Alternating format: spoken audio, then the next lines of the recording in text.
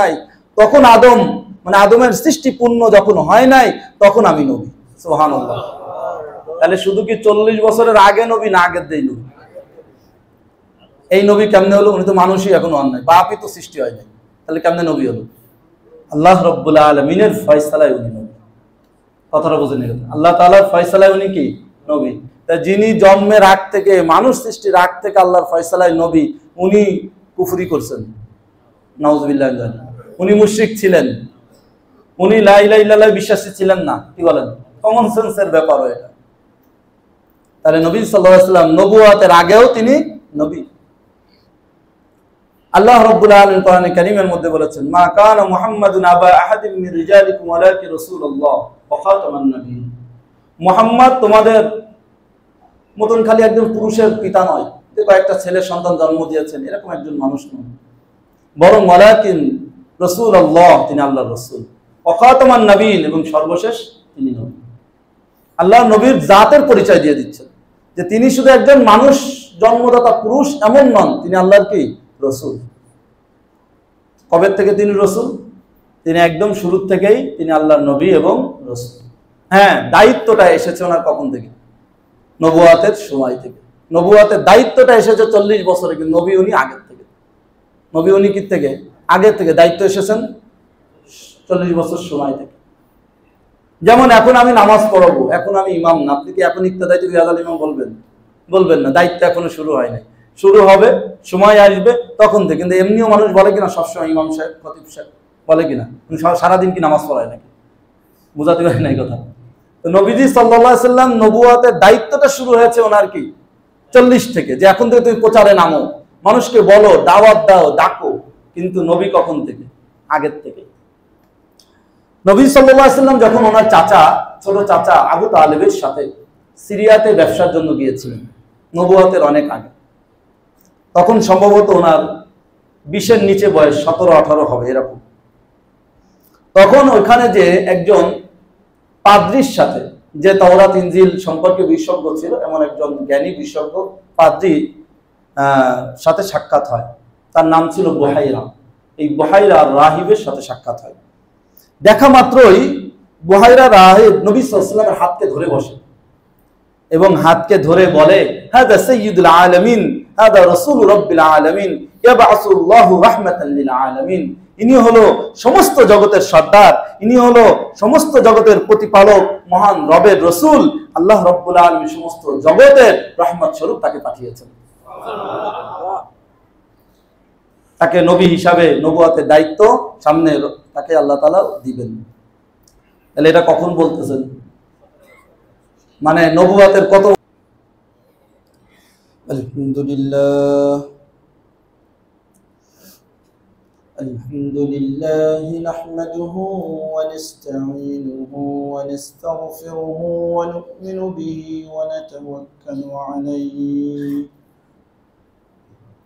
ওয়া নাউযু বিল্লাহি মিন শুরুরি আনফুসিনা ওয়া মিন সাইয়্যাতি আ'মালিনা। من يهده الله فلا مضل له ومن يضلله فلا هادي له وأشهد أن لا إله إلا الله وحده لا شريك له لا ضد له ولا ند له ولا مثل له ولا مثيل له وأشهد أن سيدنا وسندنا ومولانا محمدا عبده ورسوله صلى الله تعالى عليه وعلى آله وأصحابه وبارك وسلم تسليما كثيرا. أما بعد فأعوذ بالله من الشيطان الرجيم. بسم الله الرحمن الرحيم. ما كان محمد أبا أحد من رجالكم ولكن رسول الله وخاتم النبيين. وقال رسول الله صلى الله تعالى عليه وسلم: أنا نبي غادر بين الروح والجسد، أو كما قال عليه الصلاة والسلام. آمنت بالله صدق الله العلي العظيم وصدق رسوله النبي الكريم ونحن على ذلك لمن الشاهدين والشاكرين والحمد لله رب العالمين. মহান রব্বুল আলামিনের অগণিত অসংখ্য শুকরিয়া ও কৃতজ্ঞতা আদায় করছি, যিনি আমাদেরকে তার এই পবিত্র ঘরে পবিত্র জুমার সময়ে পবিত্র জুমার নামাজ আদায়ের লক্ষ্যে আসার শরীক হওয়ার তৌফিক দান করেছেন। হৃদয়ের গহীন থেকে অন্তঃস্থল থেকে শুকরিয়া আদায় করছি, আলহামদুলিল্লাহ। আল্লাহ রব্বুল আলামিন যা কিছু আমাদের দান করেছেন, সকল কিছুর মধ্যে সবচেয়ে দামি প্রথম নিয়ামত হলো নিয়ামতে ঈমান, ঈমানের নিয়ামত। ঈমান আছে তো সেই মানুষের দাম আছে, ঈমান নাই তো সেই মানুষের দাম নেই। ঈমান থাকলে আল্লাহ রব্বুল আলামিনের কাছে সে আসলে মানুষ, আর ঈমান না থাকলে সে আল্লাহ রব্বুল আলামিনের কাছে চতুষ্পদ প্রাণী কুকুর ছাগলের থেকেও নিকৃষ্ট খারাপ। নাউযুবিল্লাহি মিন যালিক। তো ঈমানটা অনেক বড় গুরুত্বপূর্ণ একটি বিষয়, যেন সব কিছুর আগে হলো ঈমান। ঈমানের একটি গুরুত্বপূর্ণ অংশ হলো নবী রাসূলদের প্রতি ঈমান। নবী রাসূলদের প্রতি বিশ্বাস, তাদের প্রতি আস্থা, তাদের সত্যতার প্রতি দৃঢ় চেতনা ইত্যাদি রাখা। নবী রাসূলদের মধ্যে থেকে আবার আমাদের প্রিয় নবী বিশ্বনবী মুহাম্মদ রাসূলুল্লাহ সাল্লাল্লাহু তাআলা আলাইহি ওয়াসাল্লামের উপর ঈমান এবং বিশ্বাস রাখা আরেকটি অন্যতম অংশ। কোন ব্যক্তি যদি আল্লাহ রাব্বুল আলামিনের একাত্মবাদের উপর, আল্লাহ তাআলার প্রতি ঈমানের যে সমস্ত বিষয়গুলো আছে সবগুলো ভালো রাখে, সুন্দর বিশ্বাস রাখে, কিন্তু প্রিয় নবী মুহাম্মদ রাসূলুল্লাহ সাল্লাল্লাহু তাআলা আলাইহি ওয়াসাল্লামের উপর বিশ্বাস রাখে না, তাহলে সে মুমিন নয়। সে কি নয়? মুমিন নয়। যেভাবে আল্লাহ রাব্বুল আলামিনের বিষয়ে আকীদা আর বিশ্বাসের মধ্যে ত্রুটি আর বেশ কম হলে ঈমানের মধ্যে প্রশ্নবিদ্ধতা সৃষ্টি হয়, ঠিক তদ্রূপ মুহাম্মদ রাসূলুল্লাহ সাল্লাল্লাহু তাআলা আলাইহি ওয়াসাল্লামের নবী ও রাসূল হওয়ার ব্যাপারে অস্পষ্টতা, আকীদার মধ্যে ত্রুটি বিচ্যুতি বেশ কম থাকলেও তার ঈমান ও আকীদার মধ্যে সমস্যা সৃষ্টি হয়। নাউযুবিল্লাহি মিন যালিক। এইজন্য আল্লাহ রাব্বুল আলামিনের উপর আকীদাও ঠিক রাখতে হবে, নবীজি সাল্লাল্লাহু আলাইহি সাল্লামের উপরও আকীদা কি রাখতে হবে? ঠিক রাখতে হবে অবশ্যম্ভাবী। এটা কোনো উত্তম অনুত্তমের মাসালা নয়। আপনি 33 বার সুবহানাল্লাহ, 34 বার আলহামদুলিল্লাহ, 33 বার আলহামদুলিল্লাহ, 34 বার আল্লাহু আকবার পড়লেন, উত্তম। না পড়লেন, ঈমান সমস্যা হয় না, আমলও সমস্যা হয়, উত্তমের আমল করেন নাই। কিন্তু আমাদের সমাজে বেশি মারামারি কিন্তু কি নিয়ে? উত্তম অনুত্তম নিয়ে। যেহেতু ফরজের তো খবর নাই, তা মারামারিটা করে কারে নিয়ে? উত্তম অনুত্তম। শয়তানও লাগায় রাখে।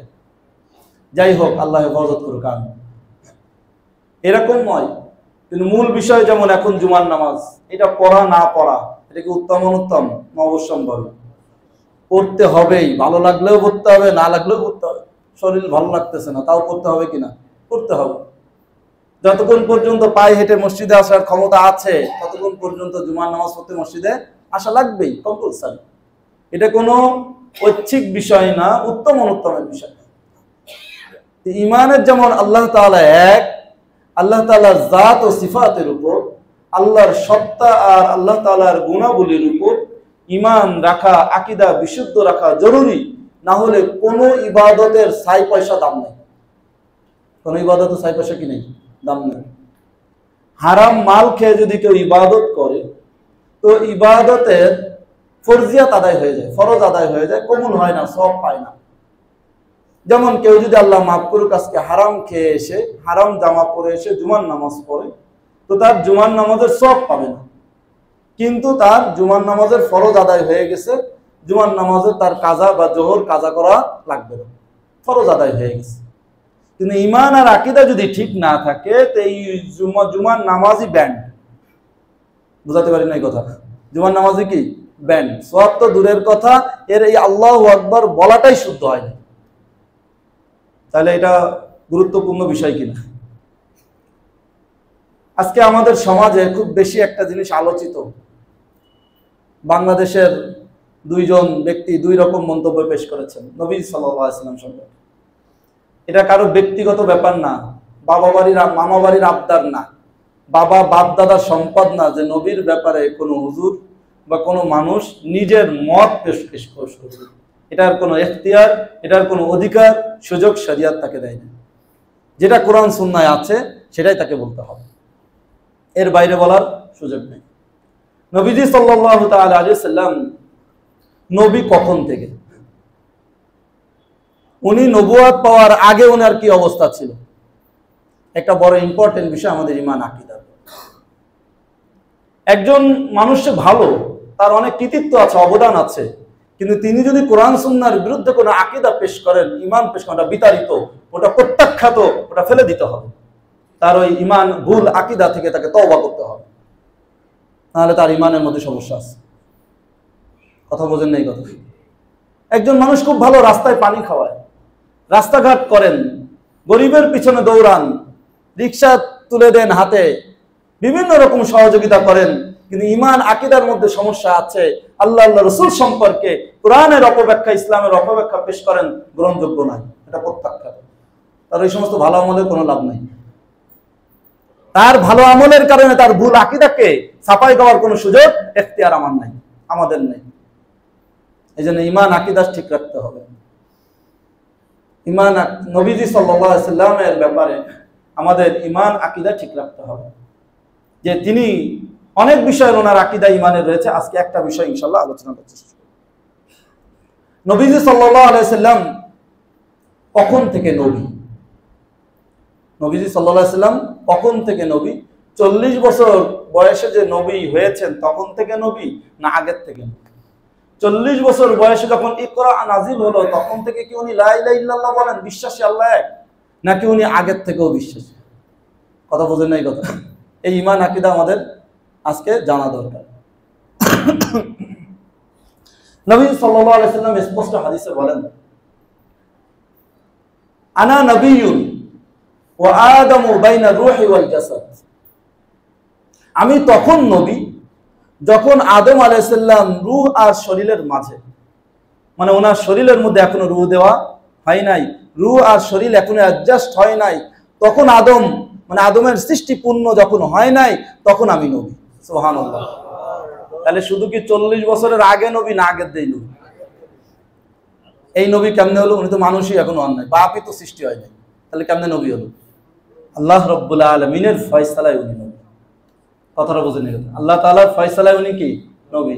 তা যিনি জন্মের আগ থেকে, মানুষ সৃষ্টির আগ থেকে আল্লাহর ফয়সালায় নবী, উনি কুফরি করছেন, নাউজুবিল্লাহ।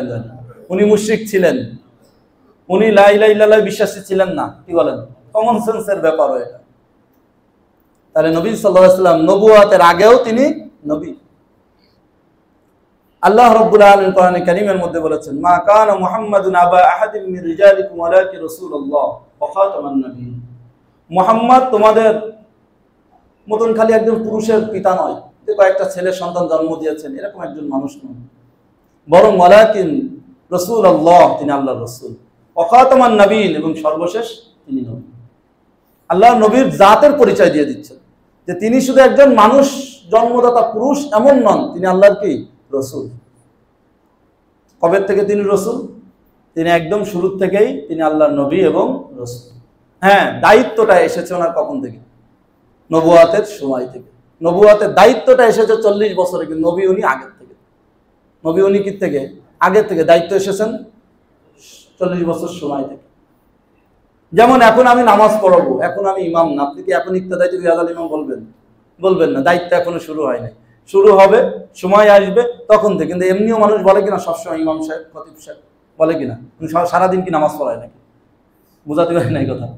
তো নবীজি সাল্লাল্লাহু আলাইহি সাল্লাম নবুয়াতের দায়িত্বটা শুরু হয়েছে ওনার কি 40 থেকে, যে এখন থেকে তুমি প্রচারে নামো, মানুষকে বলো, দাওয়াত দাও, ডাকো। কিন্তু নবী কখন থেকে? আগের থেকে। নবী সাল্লাল্লাহু আলাইহি সাল্লাম যখন ওনার চাচা, ছোট চাচা আবু তালেবের সাথে সিরিয়াতে ব্যবসার জন্য গিয়েছিলেন, নবুয়াতের অনেক আগে, তখন সম্ভবত ওনার 20-এর নিচে বয়স, 17-18 হবে এরকম। তখন ওইখানে যে একজন পাদ্রির সাথে, যে তাওরাত ইনজিল সম্পর্কে বিশেষজ্ঞ ছিল, এমন একজন জ্ঞানী বিশেষজ্ঞ পাদ্রি সাথে সাক্ষাৎ হয়। তার নাম ছিল বুহাইরা।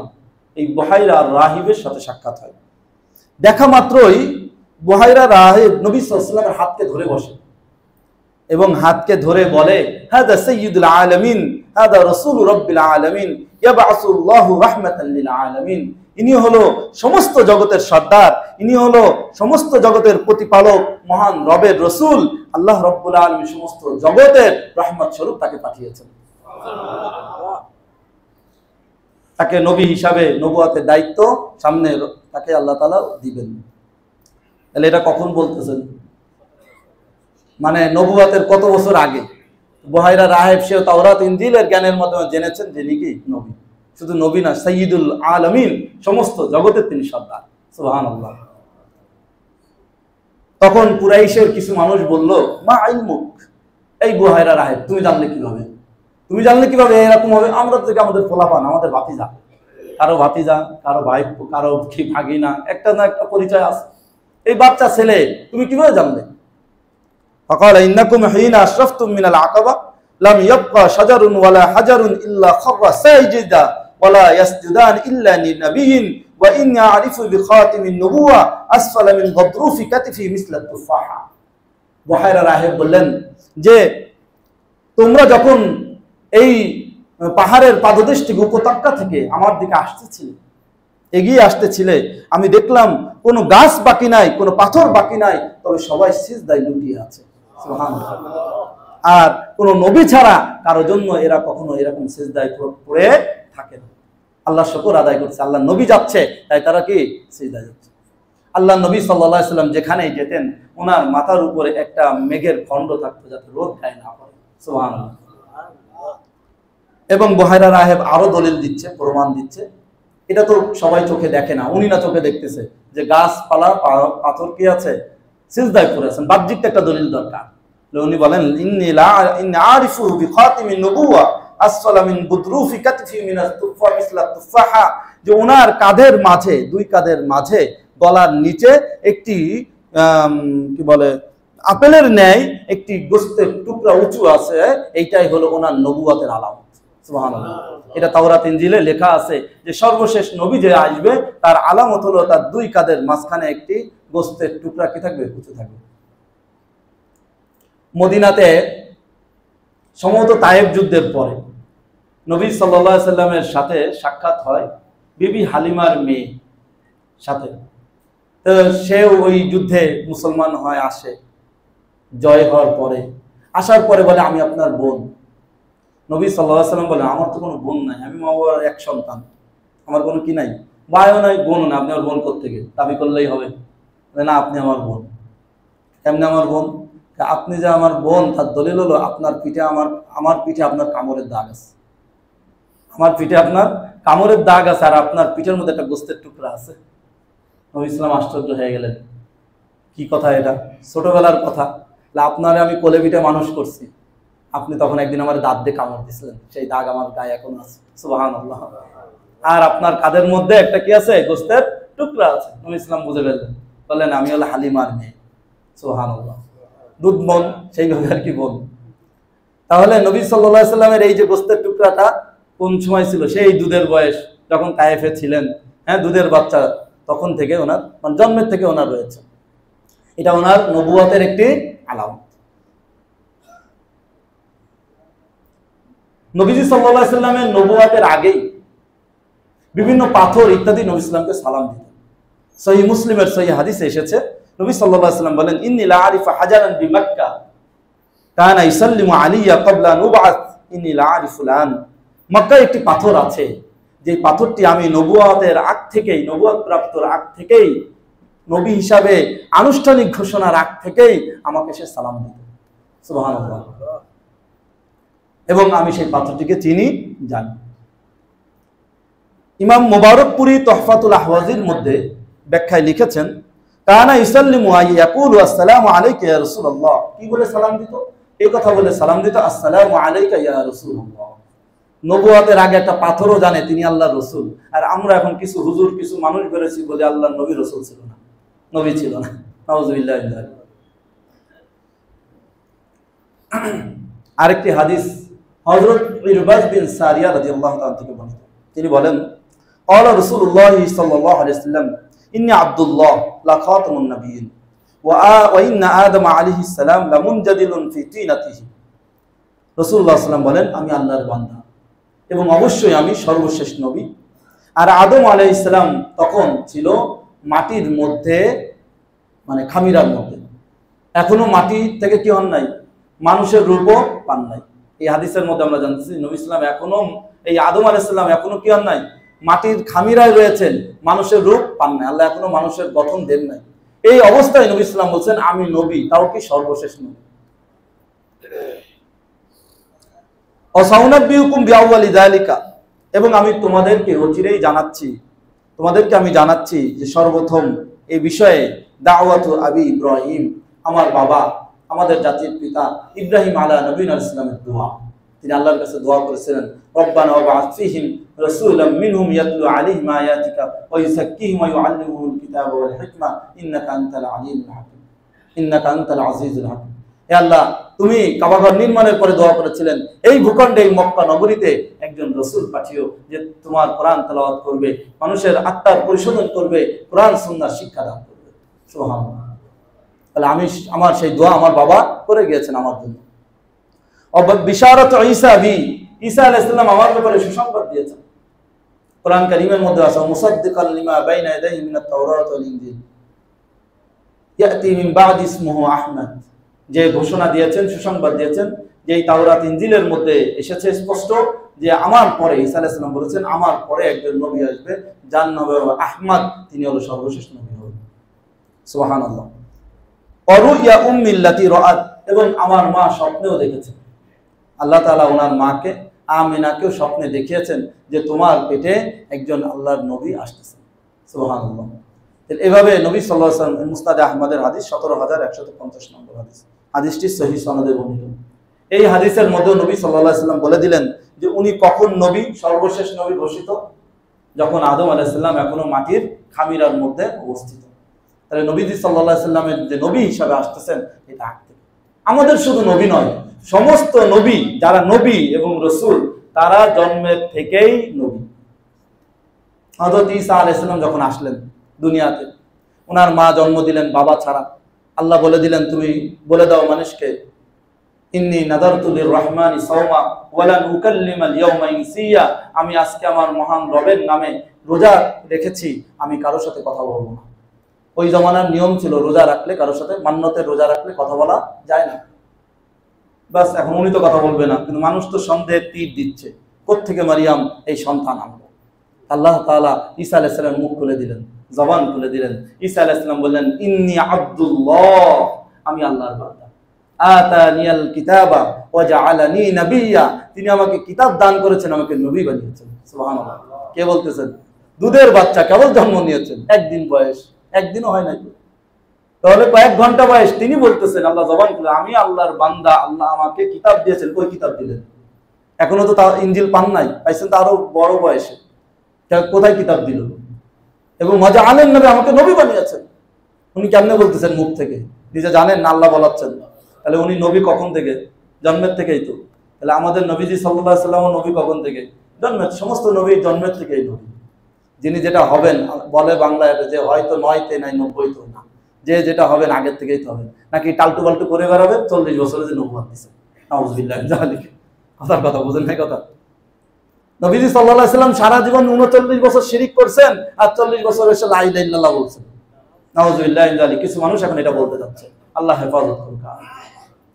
স্পষ্ট কিতাবাদির মধ্যে এগুলো নিয়ে বিস্তারিত আলোচনা আছে, বিস্তারিত। এটা কোনো আজকের নতুন আপডেট মাসালা না, এটা 1400 বছর ধরে কিতাবাদিতে লেখা হয়েছে, সবাই লিখে গিয়েছেন। বড় দুঃখজনক যে কিতাবাদি না পড়ে আজকাল কথা বলা হয়, বড় দুঃখজনক এটা।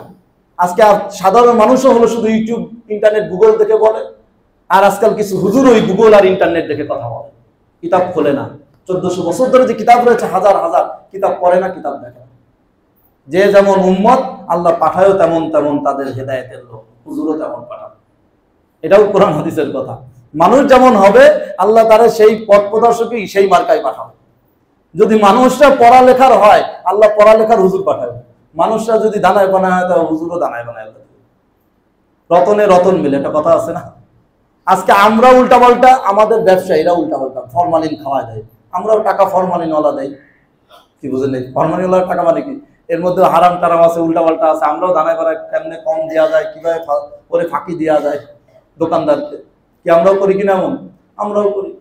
আমরাও যেমন 2 নম্বরই 3 নম্বরই করি, আমাদের উপর আল্লাহরাও 2 নম্বর 3 নম্বরই করে, নাকি করে না? আপ টু বটম সব এখন। তা আমরা যেমন, আমাদের যদি খলিফা হযরত ওমর ফারুক রাদিয়াল্লাহু তাআলা, কি অবস্থা হতো কম? বুঝেন নাই কথা? পারতাম আমরা সে ওমর ফারুককে খলিফা মানতে? একটু পারতাম না, আমরা একেবারে শেষ করে ফেলতাম। এই জন্য আল্লাহ তাআলা আমাদের জন্য ওমর ফারুক দেন নাই, দিবেনও না, কারণ আমরা তো সব নষ্ট। আমরা যতক্ষণ ভালো না হব, ভালো খলিফা আল্লাহ আমাদেরকে দিবেন। আল্লাহ আমাদেরকে তৌফিক দান করুন। আমিন। যাই হোক, তো আল্লাহ নবী সাল্লাল্লাহু আলাইহি সাল্লাম নবী ছিলেন জন্ম থেকে, শুধু নয় বরং সৃষ্টির আগ থেকে। এটা কোন হিসাবে? আল্লাহ তাআলার ফয়সালা যে তিনি কি নবী। আর যিনি একজন নবী হবেন, রাসূল হবেন, সবাইকে সত্যের দাওয়াত দিবেন, তাওহীদের দাওয়াত দিবেন, উনি জন্ম থেকে তাওহীদের উপরেই তো থাকবেন। এবং এই কথা স্পষ্ট ইবনে রাজব হাম্বলি, আরো ইমাম সুফরিয়ানি, আরো অনেক ইমামরা, এবং ইবনে কাসির, ইমাম আহমদ বিন হাম্বল, ইমাম কুরতুবী, এরকম বহু উলামায়ে কিরাম কিতাবের মধ্যে স্পষ্ট লিখে গেছেন যে ইমাম কি হযরত মুহাম্মদ রাসূলুল্লাহ সাল্লাল্লাহু তাআলা আলাইহি ওয়াসাল্লাম নবী ছিলেন জন্ম থেকে, আগে থেকে। ইমাম আহমদ বিন হাম্বলকে তো বলা হয়েছিল, মান সামা আন্না নবী ইসলাম কানা আলা দীন কওমি ক্বাবলা ইউবআস। কেউ যদি এই কথা ধারণা করে যে নবী সাল্লাল্লাহু আলাইহি ওয়াসাল্লাম নবুয়াতের আগে হিন্দু খ্রিস্টান ছিল, নাউযুবিল্লাহি মিন যালিক, এটা যদি কেউ কি করে ধারণা করে, তাহলে তার ব্যাপারে আপনি কি বলেন? ইমাম আহমদ বিন হাম্বল বলেন, হাযা কওলু সুইন, এটা একটা নিকৃষ্ট খারাপ কথা। ইয়ামবাগি লিসাহিবি হাযিল মাকালা আন ইয়াহযুরা কালামাহু ওয়া লা ইউজালাস, আন ইউহযারা কালামু ওয়া লা ইউজালাস। ইমাম আহমদ বিন হাম্বল বলেন, এই কথা যে বলবে তার ক্ষেত্রে করণীয় হলো তার এই কথাকে পরিত্যাগ করা, তার কাছে বসাও নিষেধ। এই সমস্ত লোকের সাথে বসাও যাবে না। দিন নিয়ে তো দূরে থাক, এদের থেকে ইলম নিয়ে তো দূরের কথা, কোরআন হাদিসের জ্ঞান নিয়ে তো দূরের কথা। যারা এমন বলবে তাদের কথাও পরিত্যাজ্য, তাদের সংস্পর্শতা, তাদের সোহবতও কি পরিত্যাজ্য। তারা মারাত্মক ভুল আকীদার মধ্যে লিপ্ত আছে। আল্লাহ তাআলা আমাদেরকে হেফাজত করুক। আমিন। আরো বিভিন্ন আয়াত হাদিসের মধ্যে এই বিষয়ে এটাকে স্পষ্ট তুলে ধরা হয়েছে।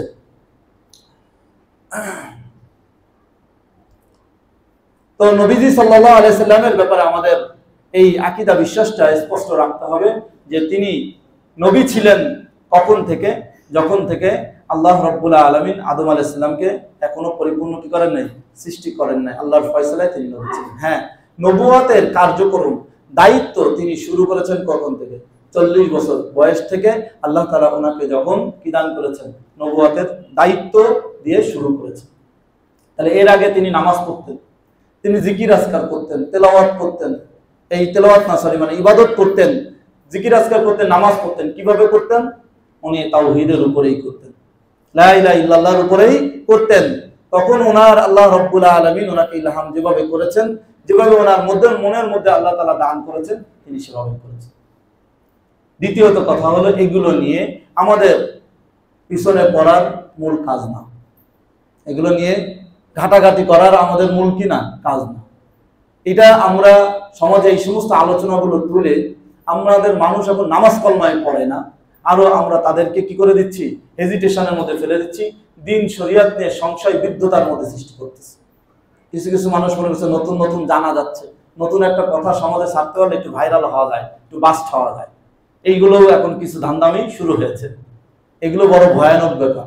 ইমান আকীদা সহিভাবে শিখতে হয়, এটা ওই থ্রো করে দিয়ে না, এটা পড়ে শিখতে হয়, এটা ক্লাসের মতন শিখতে হয়, এটা একটা ক্লাসের মতন সাবজেক্ট, এটা পড়ার মতন বিষয়, যেটাকে এরকম ওয়াজের মধ্যে একটা জুমার বয়ানে দিয়ে শেষ করা যাবে না। এটা পড়াশোনার বিষয়। এখন আজকের জুমার বয়ানে কি মেডিকেল সায়েন্স শেখানো যাবে নাকি? এখানে ফিজিক্স কেমিস্ট্রি শেখানো যাবে নাকি? ওই তা তো হয় না। ইউটিউব দেখে কি কেউ কেমিস্ট্রি ফিজিক্স শেখে নাকি? এখান থেকে কি ডাক্তার হচ্ছে নাকি? হচ্ছে না। কিন্তু দিন শরিয়াতের ব্যাপারে কেন সব ইউটিউব দেখে হুজুর হচ্ছে, আর দিন শরিয়াত এখান থেকে নিচ্ছে। কতটা বড় বোকামি আমরা করছি, এটা বড় ভয়ঙ্কর ব্যাপার। আমাদের এখান থেকে বিরত হতে হবে, আমাদের এখান থেকে বেরিয়ে আসতে হবে, না হলে এই জাতি আরো বেশি ভয়ঙ্কর দিকের মধ্যে চলে যাবে। আল্লাহ হেফাজত করুন। কোরআনে কারিমে যে আয়াতটি তেলাওয়াত করেছি তার দ্বিতীয় আরেকটি অংশ গুরুত্বপূর্ণ হলো ওয়াখাতামান নাবিয়িন, নবীজি সাল্লাল্লাহু আলাইহি সাল্লাম সর্বশেষ নবী।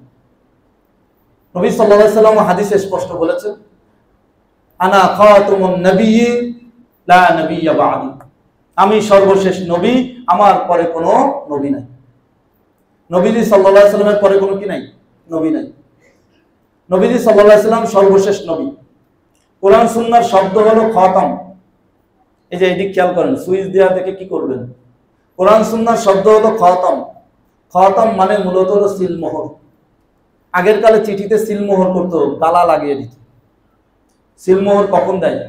একটা অ্যাপ্লিকেশন বা একটা ফর্ম বা একটা কাগজ তখন হয়, সর্বশেষ স্বাক্ষর দিয়ে সিলটা মারে, মানে এই কাজ অ্যাপ্রুভড, এটা ঠিক আছে, গ্রহণযোগ্য, এমন কি না? নাকি আগে সিল মারে পরে লেখে? বুঝেন না কথা? তা এটা একদম স্বাভাবিক নিয়ম যে সিলমোহর সবার শেষে হয়।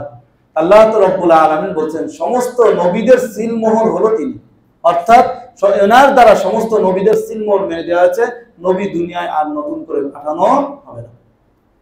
এটা স্পষ্ট আকীদা রাখতে হবে, বিশ্বাস রাখতে হবে। কোরআনে কারিমেও আছে, সহিহ হাদিসের মধ্যে। সহিহ বুখারী মুসলিমের অপর হাদিসে নবী সাল্লাল্লাহু আলাইহি ওয়াসাল্লাম বিষয়টাকে একটা উদাহরণ দিয়ে বুঝিয়েছেন। যে যেমন ধরেন একজন ব্যক্তি একটি সুন্দর বাড়ি নির্মাণ করলো, বালাখানা নির্মাণ করলো। এই বালাখানার সমস্ত কাজ তিনি সম্পন্ন করলেন, কিন্তু একটি মাত্র ইট বাকি রেখে দিলেন, একটা মাত্র ইট বাকি। তাহলে কি বালাখানার কাজ শেষ হয়েছে? হয় নাই। যখন ওই ইটটি স্থাপিত করবে তখন বালাখানার কাজ শেষ। নবী সাল্লাল্লাহু আলাইহি ওয়াসাল্লাম উদাহরণ দিলেন, আল্লাহ তাআলা যুগে যুগে যে নবী পাঠিয়েছেন, এই নবী পাঠানোর সর্বশেষ ইটটি হলো আমি। সুবহানাল্লাহ। মানে আমার দ্বারা এই কাজ কি করা হয়েছে? নবুয়ত, নবী পাঠানোর কাজকে শেষ করা হয়েছে। সুবহানাল্লাহ। অতএব এই কথা যদি কেউ বিশ্বাস না করে তার ঈমান থাকবে না। এই কথা যারা বিশ্বাস করে না তাদেরকে কেউ যদি সমর্থন করে তারও ঈমান থাকবে না।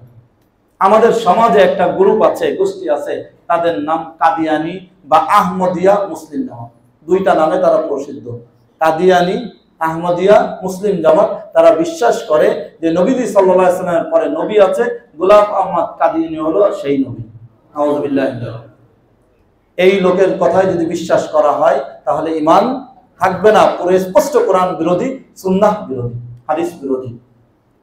এটা শুধু এতটুকুই বিশ্বাস করে লালন করে তারা শেষ না, বরং আমাদের বিরুদ্ধে তারা প্রোপাগান্ডা করছে, মুসলমানদেরকে মারতেছে, মুসলমানদের ক্ষতি করছে, ঈমানকে তারা কেড়ে নিচ্ছে। বিভিন্ন জায়গায় মসজিদ নাম দিয়ে মসজিদ তৈরি করে মসজিদ নাম দিচ্ছে, স্পষ্ট মসজিদ নাম দিয়ে ধোঁকা দিচ্ছে। এরা 3 ওয়াক্ত নামাজ পড়ে, এই সমস্ত কি দিচ্ছে? ধোঁকা। মিরপুর 2 নম্বরে প্রতিষ্ঠা করছে মসজিদ, বংশালে তো বিশাল আছে, পঞ্চগড়ে বিশাল জায়গা করছে, পুরো আহমদনগর নাম দিয়ে জায়গা দখল করছে। এদের একটা কোম্পানি আছে নাম করা, প্রাণ আরএফএল কোম্পানি, চেনেন আপনারা? এই কোম্পানি যে কিনলো সে আল্লাহর নবীর শেষ নবীর মানে শেষ নবী হওয়ার উপর সে পুষ্পবিদ্ধ ভাব করলো, এদেরকে সে সহযোগিতা করলো। নাউযুবিল্লাহ। কোন একজন মুমিন মুসলমান প্রকৃত যার দিলের মধ্যে নবীর বিশ্বাস আছে, সে প্রাণ আরএফএল এর পণ্য কিনতে পারে না। কারণ ঘরে যদি এই পণ্য থাকে আজকেই ফেলে দিবে। আলহামদুলিল্লাহ আমরা ব্যবহার করি না, এগুলো রাখিও না। এই প্রাণ আরএফএল গ্রুপ থেকে আমাকে বয়ানের জন্য ডাকছিল, প্রশ্ন উত্তরের জন্য, তাদের রেডিও থেকে। আমি যাই নাই। কর্মকর্তা আমাকে বলল, হুজুর আমার কি হবে? আমিও চাকরি ছেড়ে দেন, আমার দরকার এরকম ভাইরাল হওয়ার, এরকম ফতোয়া দেওয়ার, মাসালা দেওয়ার। আমি কেন যেখানে নবীকে নবী মানে না, শেষ নবী মানে না, তাদের ওখানে আমি মাসালা দেব। এরকম আদর্শ বিকানোর জন্য, ইমান বিকানোর জন্য আমরা তৈয়ার না ইনশাআল্লাহ। ইমানকে ভাই ধরে রাখতে হবে। এদের পিছনে নবী সাল্লাল্লাহু আলাইহি ওয়াসাল্লাম সর্বশেষ নবী, এবং এই বিষয়টার উপর সাংবিধানিক আইনও আসতে হবে। নবীর পরে নবী নাই, সংবিধানের আইন চাই, এই দাবিও তুলতে হবে। সমস্ত বিশ্বের যত মুসলিম দেশ আছে, সমস্ত মুসলিম দেশের সাংবিধানিক ভাবে এটা ঘোষিত, কাদিয়ানি, আহমদি, মুসলিম জামাত কাফের, শুধু একমাত্র দুঃখজনক বাংলাদেশে নাই। আমরা এখানে অনেক উপরস্থ কর্মকর্তাও থাকতে পারি, আল্লাহ তৌফিক দিছে, অনেকের আলোচনার ব্যাপার আছে, অনেকের সম্পর্ক আছে মন্ত্রী এমপিদের সাথে। আপনার এটা ইমানি দায়িত্ব, তাদেরকে বুঝান যে এই ফয়সালাটা করুন। এই সরকারকে বলবো আপনি করুন, জীবন কিয়ামত পর্যন্ত আপনি সওয়াব পাবেন, কিয়ামতের পথেও হয়তো আপনি নবীর সুপারিশ পাবেন, যদি এই কথা আপনি প্রমাণ করে যান, আজকে আইন পাশ করে যান যে হ্যাঁ নবীর পরে নবী নাই, নবীর পরে নবী নাই। এখন একটা প্রশ্ন করতে পারেন, ঈসা আলাইহিস সালাম যে আসবেন, উনি কি হিসাবে আসবেন? এখন কেউ কেউ আবার এটা বেশি বাড়াতে যে বলে ঈসা আলাইহিস সালাম উম্মত হিসাবে আসবেন। নাউযুবিল্লাহ। একজন নবী হওয়ার পরে কখনো তার নবুয়ত কাটা যায় না, বুঝেন এই কথা? একজন নবী হওয়ার পরে তার নবুয়ত কখনো কি যায় না, কাটা যায় না। ঈসা আলাইহিস সালাম কি উম্মত হিসাবে আসবেন? না, ঈসা আলাইহিস সালাম তার নবী ঠিক থাকবে, কিন্তু এসে মানবেন আমাদের নবীর আইন। মানবেন কি? কোরআন সুন্নাহর আইন। নবী সাল্লাল্লাহু আলাইহি ওয়াসাল্লাম স্পষ্ট বলেছেন যে এখন যদি মুসাও আসেন, এখন যদি অন্য কোন নবী ঈসা আসেন, আমার সুন্নাহ মানা ছাড়া তাদের কোনো উপায় নেই। অন্য হাদিসে নবী সাল্লাল্লাহু আলাইহি ওয়াসাল্লাম বলেন ঈসা আলাইহিস সালাম আসবেন একজন হাকামান আদলান, হাদিসের শব্দ, তিনি একজন ন্যায়নিষ্ঠ বিচারক হিসাবে আসবেন। যে দুনিয়া ইয়াজুজ মাজুজ দাজ্জালের ফিতনায় মানুষ অতিষ্ঠ হয়ে যাবে, মানুষদেরকে কাফের বানায় ফেলবে, সারা পৃথিবীতে একটা অরাজকতার মধ্যে ডুবে যাবে। ঈসা আলাইহিস সালাম আসবেন সেই দাজ্জাল আর ইয়াজুজ মাজুজের যুদ্ধ করার জন্য, ওনার হাতে এরা মারা যাবে। ঈসা আলাইহিস সালাম উনি নতুন নবী হিসাবে আসবেন না, পুরাতন নবী, অর্থাৎ আমাদের নবীর শেষ নবীর পরে কোনো নতুন নবী হিসাবে আসতেছে। একটি উদাহরণ দিলে বুঝে আসবে। আমাদের দেশে সৌদির বাদশাহ আসলো, আমাদের দেশে সৌদির বাদশাহ আসলো, সৌদির বাদশাহ আসলে আমাদের দেশের আইন মানবে নাকি সৌদির আইন মানবে? যেমন একটা উদাহরণ ধরেন, প্রথমে নামলেই তো গাড়িতে চড়বে, গাড়িতে চড়ে একটা 5 স্টার 7 স্টার হোটেলে যাবে, এই তো একটা রেস্ট হাউসে যাবেন, যাওয়ার সময় গাড়িটা কি ডান দিক দিয়ে চালাবেন না বাম দিক দিয়ে চালাবেন? আমাদের দেশের আইন কি? বাম দিক দিয়ে। সৌদির আইন কি? উনি যদি বলে ডান দিক দিয়ে চালাবো, হবে? ট্রাফিক চালাতে দিব, যতই ভিআইপি হোক, মানে ডান দিক দিয়ে দিবে না, দিবে কোন দিক দিয়ে? বাম দিক দিয়ে। এখন তাতে কি সৌদির বাদশা কাটা যাবে না নাকি? না, ঠিক থাকবে, ঠিক থাকবে। হযরত ঈসা আলাইহিস সালাম আসবেন এই নবীর উম্মত হিসাবে নন, নবী ঠিক থাকবেন, কিন্তু মানবেন এই দেশের আইন, মানে এই কোরআনের আইন, তাতে ওনার নবুয়ত কাটা যাবে না। কথাটা বুঝাতে পারছি কথা? তাহলে ঈসা আলাইহিস সালাম সর্বশেষ নবীর পরে যে নতুন নবুয়ত নিয়ে নতুন নবী হিসাবে আসবেন এমন না, কিন্তু পিছনে ছিলেন, আছেন, ওনার মৃত্যুটা বাকি আছে। আল্লাহ রাব্বুল আলামিন উঠাই নিয়ে আসমানে রেখেছেন, মৃত্যুটা নিতেও আসবেন দুনিয়ায়। মৃত্যুটা নিতেও কি? আপনি মসজিদে মোবাইল ফেলে বাসায় চলে গেছেন, আর মনে আসছে আজ মোবাইল তো রয়ে গেছে, আবার আসেন না নিতে? আবার নতুন জুমা করবেন, নতুন মুসল্লি, নাকি মোবাইল নিতে আসতেছেন? মোবাইল নিতে আসতেছেন। এইরকম ঈসা আলাইহিস সালামের মৃত্যুটা বাকি আছে। আল্লাহ তাআলা আবার ঈসা কি বলে দাজ্জালকে মারার জন্য, এই সমাজকে সুন্দরভাবে চালানোর জন্য ওনাকে পাঠাবেন, কিন্তু নতুন নবুয়ত দিয়ে পাঠাবেন না, কোরআন সুন্নাহ রহিত হবে না, কোরআন সুন্নাহ ঠিক থাকবে, উনি আসবেন এই কোরআন সুন্নাহর অনুগত হিসাবে, তবে আবার উম্মত হবেন না। বুঝাতে পারি না এই কথা? যেরকম সৌদির বাদশা আসলে বাংলাদেশের নাগরিক হয়ে যান না, ঈসা আলাইহিস সালাম আসলে উম্মত হবেন না, কিন্তু মানবেন কোনটা? কোরআন সুন্নাহর আইন। আল্লাহ রাব্বুল আলামিন আমাদের এই সহিহ আকীদা, সহিহ ঈমানগুলো সহিহ রাখার, সহিহ বোঝার, থাকার তৌফিক দান করুন। আমিন। ওয়া আখিরু দাওয়ানা আনিল হামদুলিল্লাহ।